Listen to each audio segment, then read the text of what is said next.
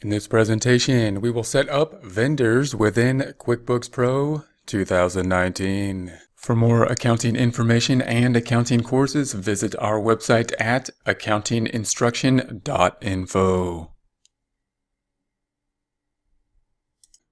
Here we are in QuickBooks in the home page. The home page and the open windows being open, that being found in the views and open windows section. So we're going to enter vendors now. If we take a look at our home page, that's our first section where we have the vendors. Vendors are who we pay money to. So anything we pay money to, we typically call that a vendor. Now, oftentimes we might think of vendors as kind of like the primary person that we buy stuff from. And that's going to be, in our case, the people, Epiphone, the people that we buy our guitars from. In other words, if we sell merchandise. But QuickBooks will report anything that we pay as a vendor. So basically, if we pay the phone bill, utility bill, these are going to be vendors that we pay. Now, when we consider vendors, notice that when we think of customers and vendors, they're going to be set up much the same. The input screen will be much the same. We want to track their information. We want to be able to contact them. We want to know who they are, and we can use QuickBooks as our database program in order to track that information. Note, however, that customers, we want to track probably more information. We're always trying to gather information about customers so that we can give them a better experience for the money and hopefully create a good win-win relationship with them. The vendors, on the other hand, the people that we buy our money from, we still want a good relationship, but many of the vendors, of course, we may just be paying the bill. If we're paying a utility bill or a phone bill, we basically just need the name so we can put it on the check. On the other hand, if we're talking about our vendors that we are dealing closely with, such as who we purchase our inventory from, then we're going to want to have a good relationship, make sure that we do have a good relationship with those vendors and track the information as we would with the customers and put that information into the database program.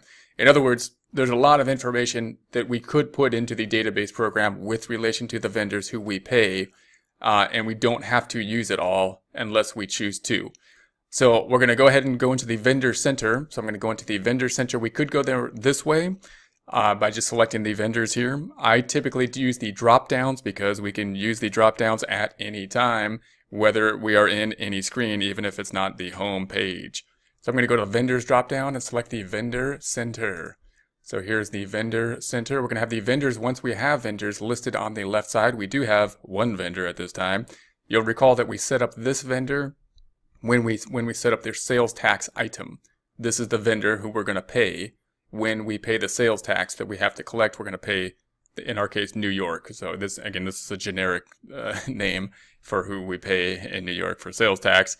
But we're just going to say that that's going to be our sales tax that we pay. Now, we're going to put the other major vendor in there at this time.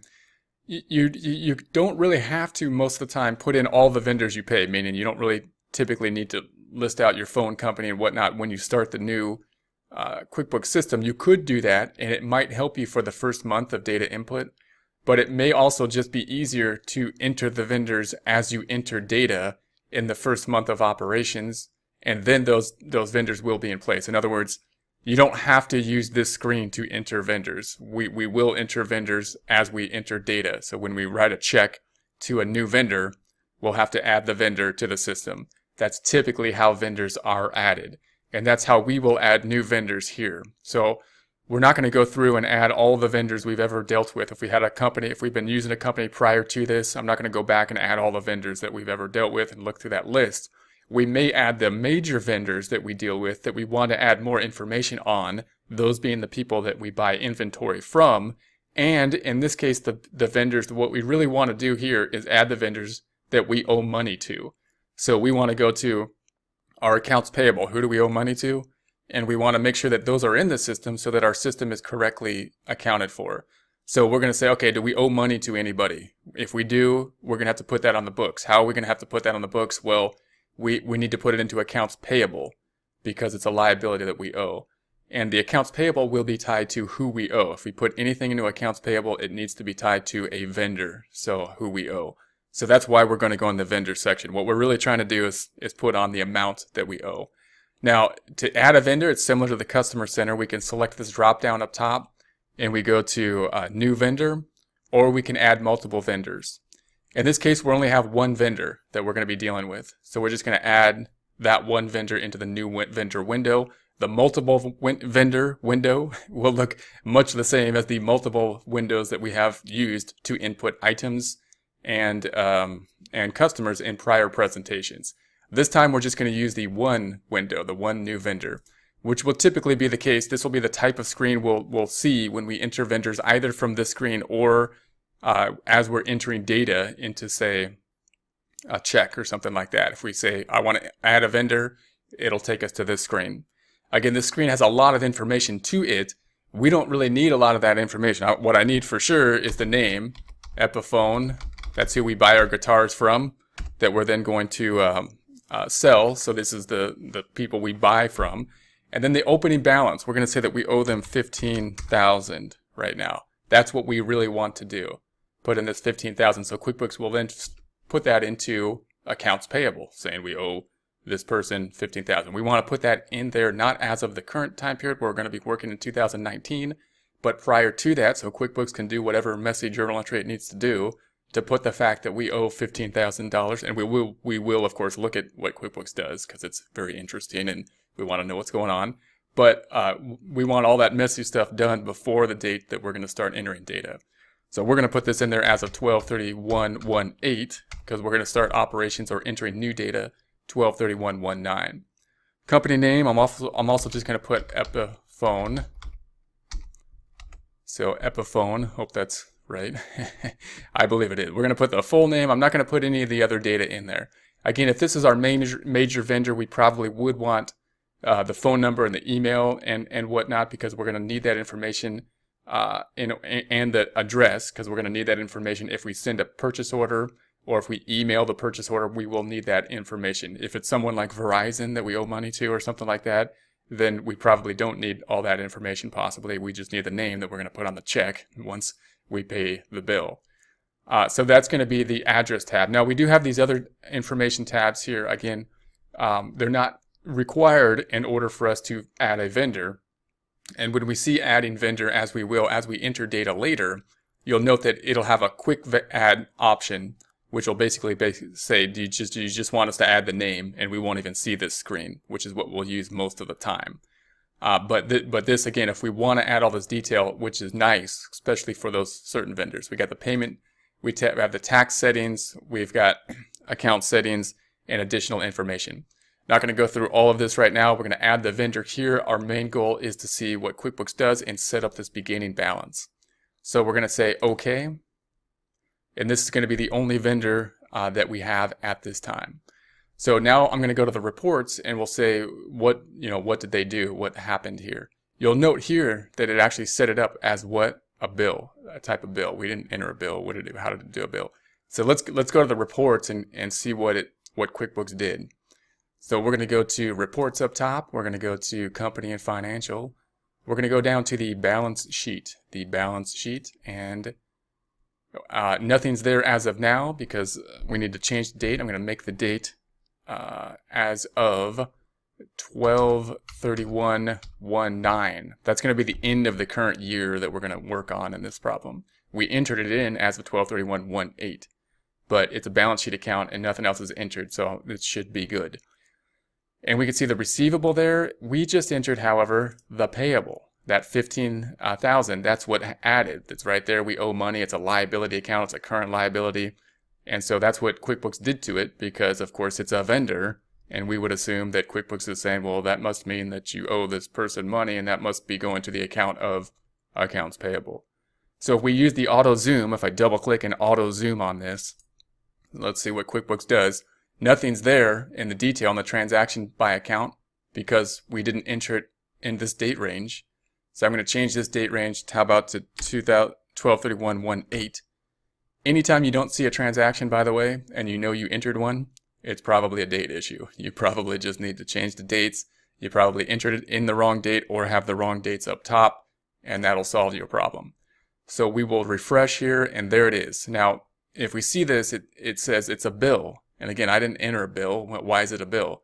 Because that's the document that QuickBooks assumes is the driving document to drive the increase in accounts payable, which is the thing that we would use when relation to a vendor, people we owe money to. So its other side's going to this uncategorized section. And what does that mean? That's the other account. I don't know what account that is. So let's double click on this and zoom into this one. So we see it's going to a bill here. It made a bill. So, and this is the driving document that will increase accounts payable. And the vendor, of course, is Epiphone. And then it took it to this account called uncategorized expense. And we didn't put that account in there. Where did that come from? That's what QuickBooks did in order for us not to have to enter a journal entry. That's QuickBooks saying, hey, we're going to force this thing to work. You just enter one side of the journal entry and we'll force it to work. Now, that's okay. Why does that work? Well, let's see what the other side will be. Where would this uncategorized expense be? Well, it's an expense, so it's going to be on the profit and loss. It's going to be on the income statement. So let's see why that's not a problem. Why is that okay to do for QuickBooks? So let's close this, and we're going to go to the profit and loss now. So we'll go to reports. We'll go to the company and financial, profit and loss. And then I'm going to make it for the time period we entered it as of 0101. I'm making it for the full year. That's just my habit. So in 12/31/18, all we need is 12/31/18 to December 31st to December 31st, 2018, because that's when we entered the data as of. So here's the information, and so this uncategorized fund. What is that? That uncategorized income, that happened last time when we entered the receivables. Now we have this uncategorized expenses. And that's what we did now. It put that $15,000 into uncategorized expenses. Why? Because QuickBooks just put it somewhere so that it would make sense. So notice this income statement makes no sense. I mean, if I was to give this to someone, they'd say, well, what is uncategorized income? What is uncategorized expense? It doesn't matter because we know what that is, because if we went back to our records when we actually bought this, we would say, well, that's because of this or that we did in the past. Like we buy, but we don't want the detail right now. What we want to do is make the balance sheet correct and let QuickBooks do whatever it needs to do to the income statement. Why does this not matter? Because we're not going to be reporting anything out of this QuickBooks system before 2019. So QuickBooks is just going to do whatever it's got to do to make this correct. This amount then will roll into and close out to the equity section of the balance sheet. So we won't, as of 2019, if I go to 2019, then these amounts will disappear. So they're gone. That's because they're temporary accounts and they've rolled out to the balance sheet, and that'll give us a nice fresh start to start entering data for the income statement accounts to temporary accounts in the current year we're working on, January of 2019. So then if I go back to the balance sheet, then you'll see that the other side has rolled out into these equity accounts. That $5,500, which was net income. So if I go back to the profit and loss, this is 2018 and 2018. That $5,500 net income is now being rolled out if I go back to the balance sheet to this $5,500 in owner's equity, which makes sense. So that makes sense. So this number's correct, and it will be correct as of January 1st, 2019. And so we just let QuickBooks do whatever the messy business it has to do to get these current balances correct, and that avoids us from having to enter the journal entry to do that information, to enter that information. So now what we're going to do is we're going to go to a report for vendors just to practice printing the reports and export those reports. So I'm going to go to reports up top, the other report that will be affected, vendors and payables, and we want to go down to the vendor AP aging. So let's go to the vendor balance summary,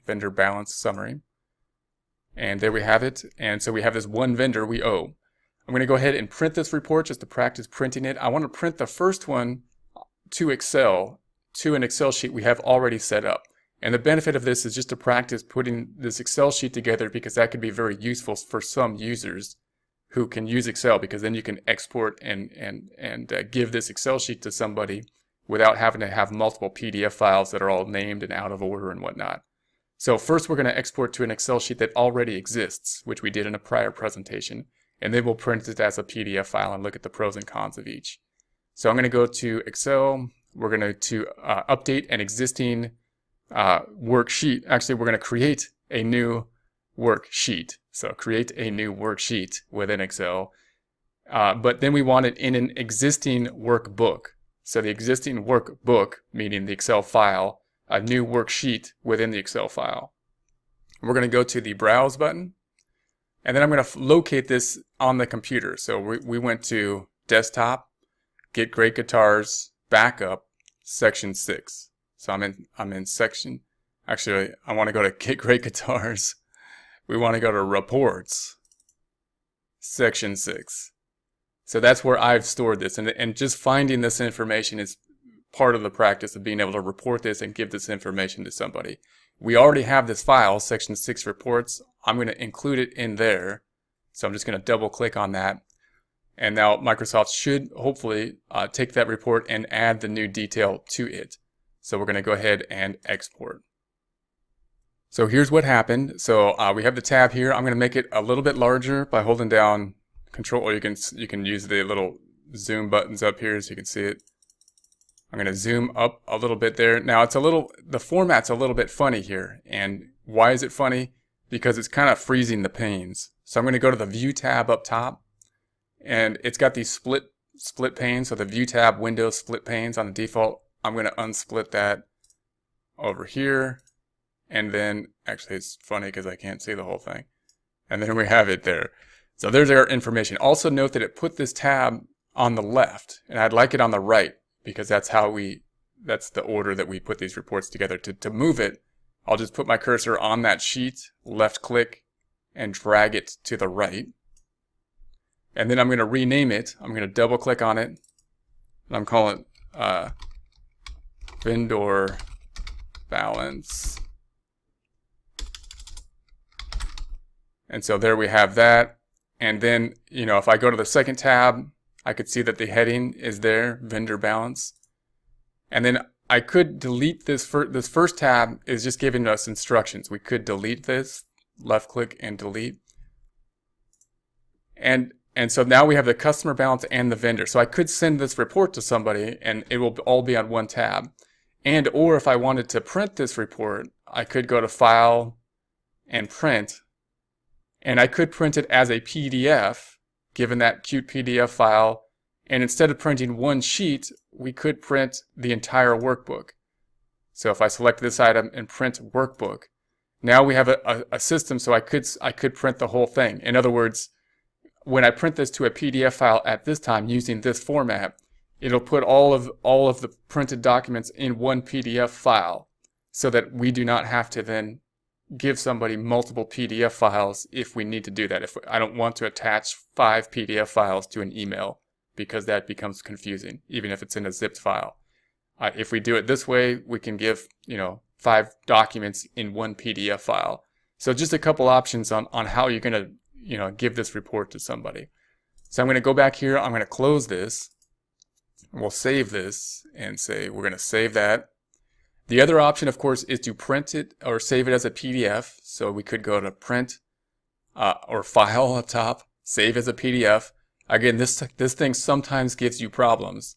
So the other option is to go to Print and Report, and then use the Qt PDF printer or some PDF printer. You can download this for free, and if you do that, then you can print any document by just printing it to that printer. It's like a printer in the system.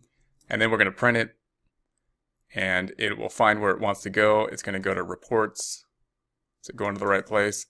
Get Great Guitars, Reports, yes. And then we can put it there. And we're going to call it vendor balance.